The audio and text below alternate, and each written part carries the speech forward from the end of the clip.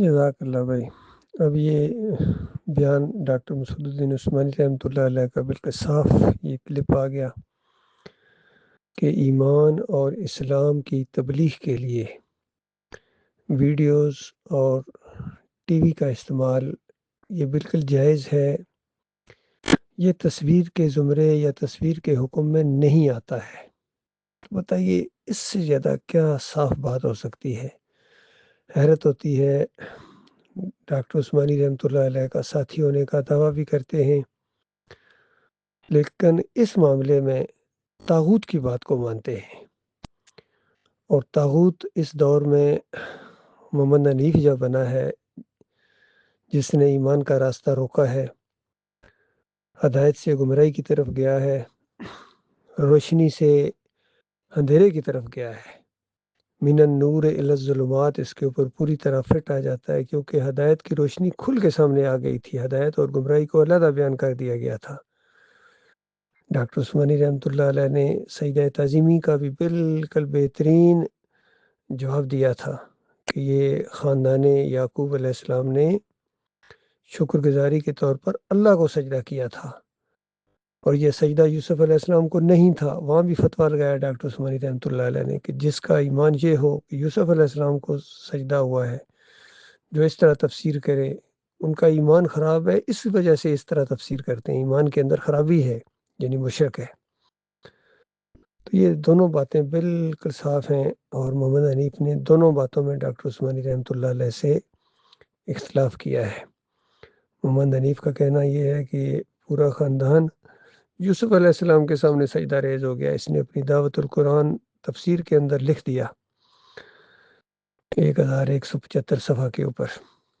تو یہ بڑا ظلم کیا ہے اس نے۔ اور پھر یہ ویڈیوز کے بارے میں بھی ہمیشہ یہی کہتا تھا کہ یہ حدیث کا انکار ہو جائے گا، حدیث کا انکار ہو جائے گا۔ اتنا ناقص فہم تھا اس بندے کا۔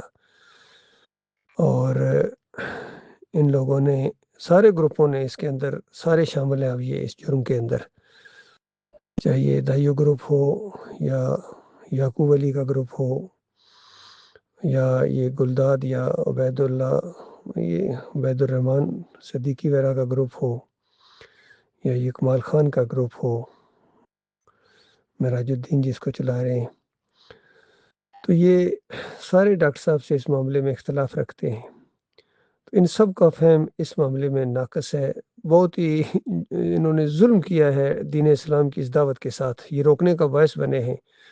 پوری طرح یہ بات ان کے اوپر فٹ آتی ہے کہ جو اللہ کے راستے سے روکتے ہیں، تو یہ پوری طرح تو نہیں روکتے، لیکن ایک حصہ جو تبلیغ کا بہترین حصہ ہے، جو جدید ٹیکنالوجی کے ذریعے اللہ کی رحمت اور شفقت کے طور پر یہ چیزیں ہمارے سامنے آئی ہیں، اس کا استعمال بالکل جائز ہے۔ عالمی دین کہہ رہے ہیں، موحد عالمی دین کہہ رہے ہیں، اندازہ لگائیے۔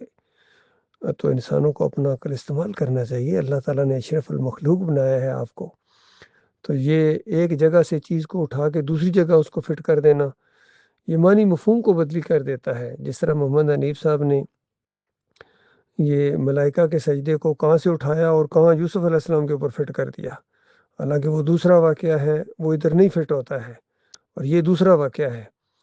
وہاں اللہ کا حکم موجود ہے اور یہاں حکم نہیں ہے، یہاں محمد حنیف کا حکم ہے۔ تو جماعت نے محمد حنیف کا حکم مانا ہے اللہ کے مقابلے میں، اللہ کی بات کے مقابلے میں طاغوت کی بات کو مانا ہے انہوں نے۔ یہ سارے کے سارے طاغوت کے پجاری ہیں، یہ جو سجدہ تعظیمی کے شرک میں مبتلا ہوئے ہیں۔ اور یہ جو دوسرے لوگ ہیں، یہ عمل کے معاملے میں انہوں نے طاغوت کی بات کو مانا ہے۔ یہ بھی بڑا جرم ہوتا ہے، کیونکہ ہمیشہ کی آگ سے تو وہ لوگ بچیں گے جن کے عقیدے میں شرک نہیں ہے، لیکن ایک لمبے عرصے کے لیے اگر ان کو جہنم کی آگ کے اندر پھینک دیا گیا صرف توحید کی دعوت روکنے کی وجہ سے، اور مخلص مومنوں کے اوپر لعن طعن کرنے کی وجہ سے، الزامات لگانے کی وجہ سے، اور ڈاکٹر صاحب کے اوپر جھوٹ بولنے کی وجہ سے، اس تفسیر کو یہ بالکل ادھر ادھر کرتے ہیں۔ ان کی بات بنائے نہیں بنتی ہے، ان کا آپس میں بھی موقف نہیں ملتا ان سب کا۔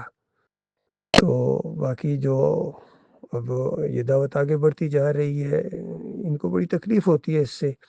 ان کے گروپوں کے اندر اگر توحیدی ویڈیو لگا دیا جائے تو ان کو آگ لگ جاتی ہے، ان کو ہوش نہیں کس مالک کی بات ہو رہی ہے۔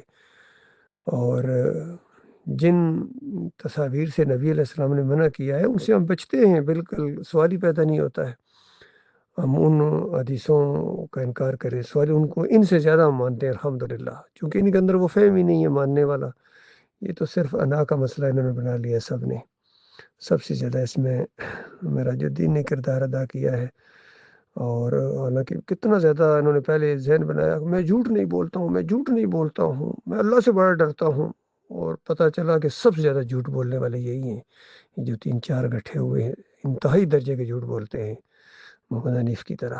محمد حنیف کہتا تھا یہ ڈاکٹر صاحب کی آواز ہی نہیں، ڈاکٹر صاحب کی آواز ہی نہیں، اتنا بڑا جھوٹ بولا اس نے۔ تو یہ ہے ظلم ان سب لوگوں کا۔ بہرحال ان لوگوں کی جو اہمیت ہے وہ بال برابر بھی نہیں ہے، رتی برابر بھی ایمان خالص کے اوپر اور اس تبلیغ کے اوپر فرق نہیں پڑتا ہے۔